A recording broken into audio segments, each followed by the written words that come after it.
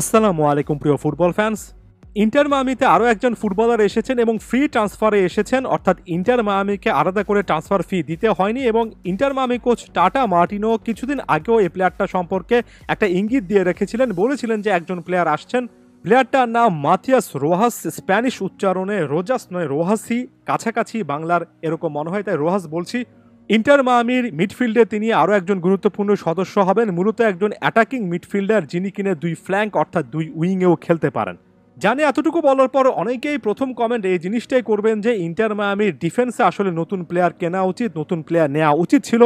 সম্পূর্ণ একমত এবং এই কারণেই মাথিয়াস রোহাস সম্পর্কে আলাদা করে এর আগে থেকে ইন্টার মায়ামি কোচ ইঙ্গিত দেওয়ার পরও খুব একটা বেশি আলোচনা করিনি, কারণ জানি সকলের ডিফেন্সে যে প্লেয়ার নেওয়ার কথা সেটার কথাই বলবেন। এটার সঙ্গে আমি একমত, ডিফেন্সে প্লেয়ার নেওয়া উচিত। তবে ইন্টার মায়ামির ডিফেন্সে সেভাবে ফ্রি ট্রান্সফার কিন্তু এই সিজনে টার্গেট করতে পারেনি, সেভাবেই তারা পায়নি।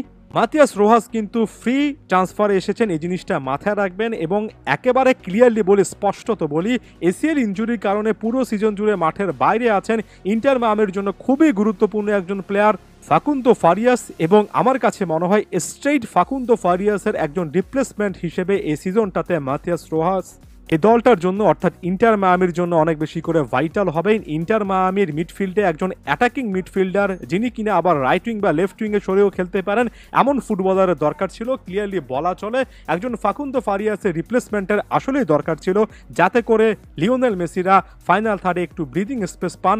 সেজন্য ফ্রিতে যেহেতু এসেছেন মাথিয়াস রোহাস, এই ডিলটা কোনোভাবে আপনি খারাপ বলার সুযোগ নেই। ব্রাজিলের বিখ্যাত একটা ক্লাব করিয়েন্থিয়ান্স থেকে ইন্টার মায়ামিতে এসেছেন। এর আগে লম্বা একটা সময় আর্জেন্টিনার বিখ্যাত একটা ক্লাব রেসিং ক্লাবে ছিলেন, যে ক্লাবটা থেকে লাউতারো মার্টিনেজ এমনকি রড্রিগো ডিপলও সম্ভবত উঠে এসেছেন, এদের কথা এখন মনে পড়ছে।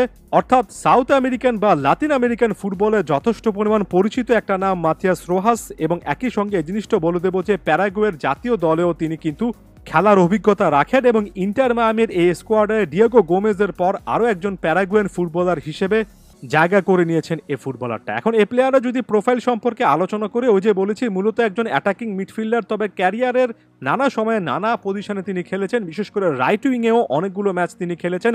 বা পায়ের একজন ফুটবলার, বা পায়ের ফুটবলার বলে আসলে লিওনেল মেসির সঙ্গে কোন জায়গায় অ্যাডজাস্ট করতে হবে সেটা নিয়ে টাটা মার্টিনোর কাজ করতে হবে। এমন জায়গায় তাকে আসলেই খেলাতে হবে যাতে করে লিওনেল মেসির স্পেসগুলো নিয়ে না ফেলেন। যদি ঠিকঠাক পজিশনে তাকে খেলানো যায় তাহলে মাঝ মাঠে লিওনেল মেসির গুরুত্বপূর্ণ হেল্পিং হ্যান্ড কিন্তু এই প্লেয়ারটা হতে পারেন।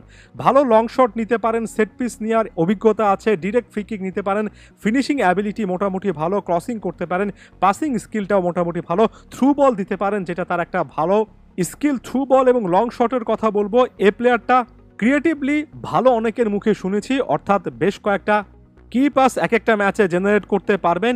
লিওনেল মেসির জন্য ফাইনাল থার্ডে আরেকটু বেশি করে অ্যাক্টিভিটি বাড়তে পারে। এখন লিওনেল মেসিকে অনেকটুকু মিডফিল্ডে নিচে নেমে এসে খেলতে হয়। আর্জেন্টিনাতে লো চেলসো যে রোলটা প্লে করেন, এ দলটাতে তিনি কাছাকাছি একটা রোল প্লেতে পারেন। কম্পেয়ার করছি না, শুধুমাত্র সিমিলারিটির জন্য বলছি। জানি দিন শেষে ডিফেন্স নিয়ে যে ইন্টার মায়ামি খুব একটা বেশি কাজ করতে পারেনি, সেটাই সবচেয়ে বড় ব্যর্থতার জায়গা হবে। তবে ওই যে ফ্রি ট্রান্সফার এবং ফাকুন্দো ফারিয়াসের অনুপস্থিতিতে একজন প্লেয়ারের দরকার ছিল, লিওনেল মেসির ওয়ার্কলোডটা কমানোর জন্য এমন একটা প্রোফাইলের দরকার, সেই জিনিসটা মনে করিয়ে দিব। এখন দেখার বিষয় যত কথা তাকে নিয়ে বলা হচ্ছে সেটার কাছাকাছি কোনো একটা পারফরমেন্স আসলে তিনি দিতে পারছেন কিনা। এজন্যই আর হয়তোবা অনেক কথা বাড়াতে চাই না, না হলে পজিটিভ আরও অনেক কিছু প্লেয়ারটা সম্পর্কে বলা যেত, যে জিনিসটা এখন আলোচনায় আসছে।